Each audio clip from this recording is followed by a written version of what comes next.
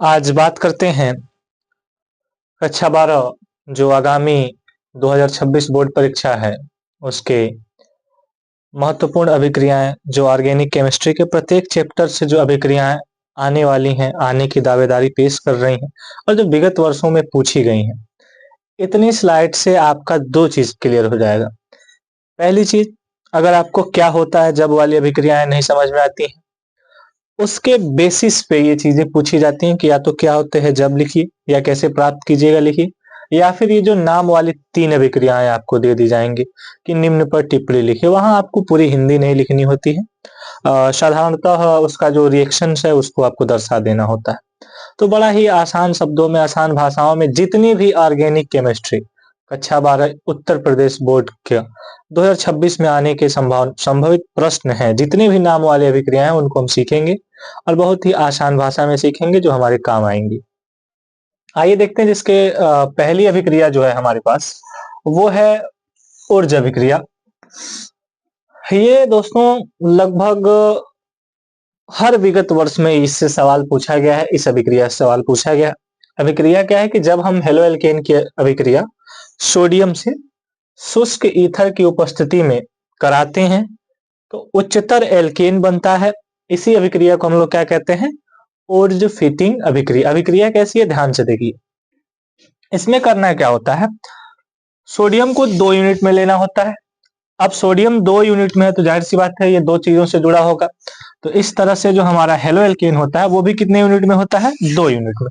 जैसा कि आप देख भी पा रहे होंगे, सामने दिखाई दे रहा है। हमने 2 यूनिट में लिया, ये CH3CH2Cl जिसको हम कह सकते हैं C2H5Cl, ये 2 यूनिट में लिया और इस 2 यूनिट की अभिक्रिया हम सोडियम से करवा रहे हैं। उपस्थिति क्या है हमारे पास? Dry ether. जैसे करवाएंगे तो एक चीज आपको ज्ञात होगा, जो सोडियम होता है इसके ऊपर प्लस चार्ज होता है। 2 सोडियम है तो 2 प्लस चार्ज होंगे। सेम बेसिस पे आप देखेंगे तो यहाँ पे Cl है, यहाँ भी Cl है। अगर इससे ये बाहर निकलता है तो एक Cl बाहर निकलेगा तो Cl माइनस, तो ये पूरी कॉम्बिनेशन जो कार्बन की चेन है खाली हो गई और कार्बन पे कार्बन आयन बहुत ज्यादा देर तक स्थिर नहीं रहता है। फिर दूसरी तरफ सेम तरीके से ये Cl माइनस बाहर हुआ तो सेम चीज।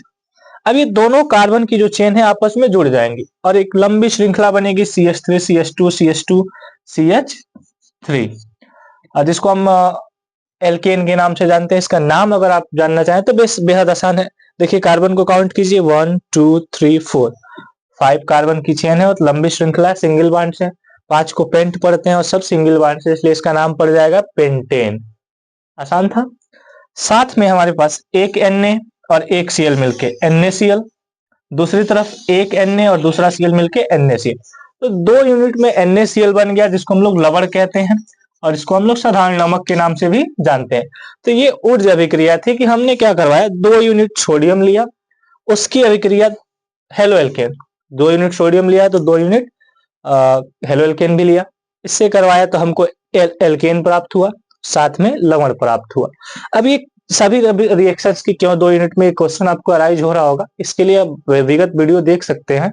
इसके आपको जो मैकेनिज्म है वो भी पढ़ाया जा चुका है।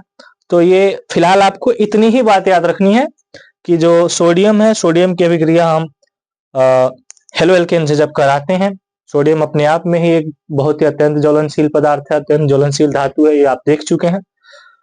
तो उच्चतर एल्केन प्राप्त होता है जिसको हम लोग ऊर्ज अभिक्रिया कहते हैं। अब आगे बढ़ते हैं अगली अभिक्रियाओं के लिए, आगे सीखते हैं अगली अभिक्रिया।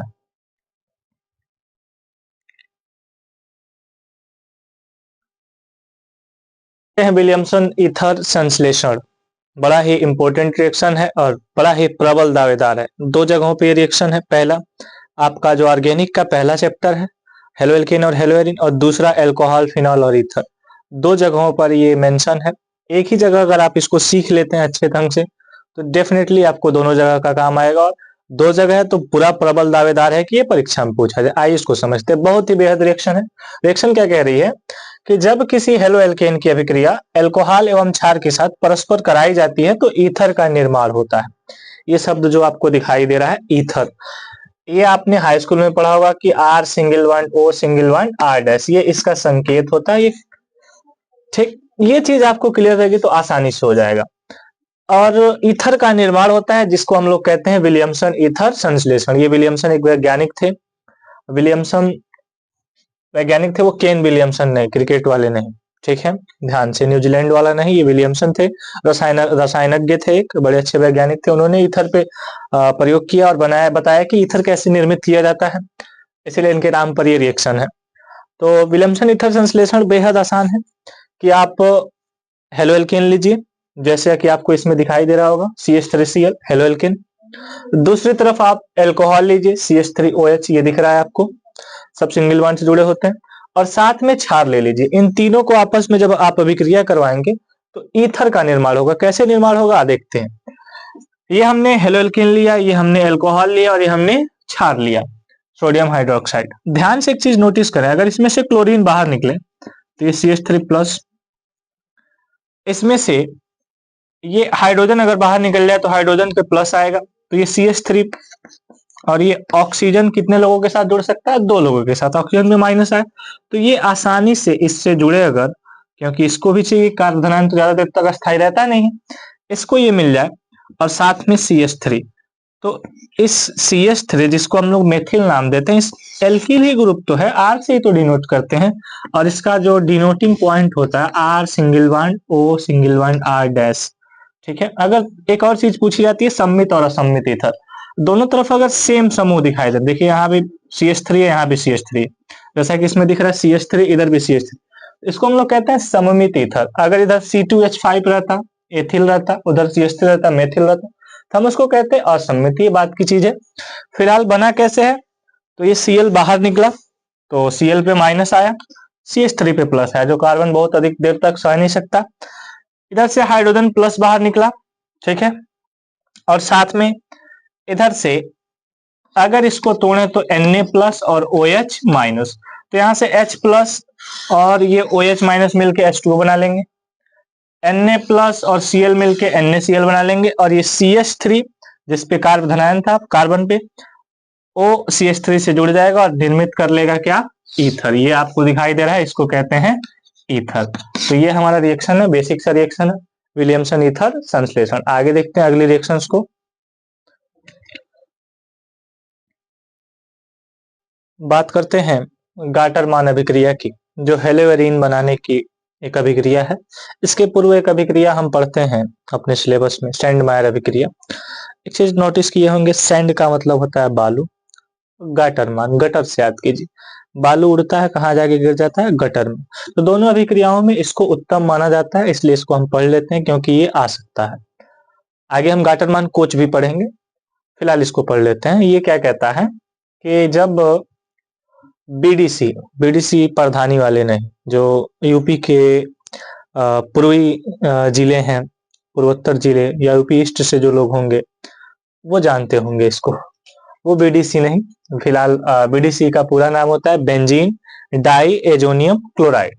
जब बेंजीन डाइएजोनियम क्लोराइड की अभिक्रिया हाइड्रोक्लोरिक अम्ल और CuCl2 यानी क्यूप्रस क्लोराइड के साथ, इन दोनों के मिश्रण के साथ जब कराया जाता है तो क्लोरोबेंजीन का निर्माण होता है। इस अभिक्रिया को हम लोग गाटरमान अभिक्रिया कहते हैं। कैसे अभिक्रिया होगी, बहुत आसान है, एकदम आसान तरीका है याद करने का। बीडीसी बेंजीन के ऊपर N2Cl, इसको हम लोग कहते हैं बेंजीन डाइएजोनियम क्लोराइड। इसकी अभिक्रिया HCl और CuCl2 के मिश्रण से हम जब कराएंगे तो दो चीजें, नाइट्रोजन बाहर होगा, ये वाला Cl आसानी से इधर से रिस्पॉन्ड करेगा और ये पूरा पोर्शन बाहर होगा, तो नाइट्रोजन गैस बन के बाहर, Cl बाहर निकला माइनस, यहाँ का Cl H+, ये H+ और Cl माइनस, ये Cl आया इसके साथ मिला और HCl बना लिया और नाइट्रोजन बाहर। अब एक याद करने की तरकीब क्या है, सिंपल तरीका, याद कैसे करें, इस HCl को उठाइएगा, नाइट्रोजन बाहर कीजिएगा, केवल क्लोरीन रहने दीजिएगा, बगल में ऊपर क्या लिखा है HCl को लिख दीजिएगा और उसके ठीक बगल में नाइट्रोजन जो बाहर किए हैं उसको लिख दीजिएगा। आसान तरीके से ऐसे हम याद कर सकते हैं गाटरमान अभिक्रिया। सैंडमायर पूछी जाए तब भी ऐसी अभिक्रिया, सेम टू सेम, कोई समस्या, आगे बढ़ते हैं।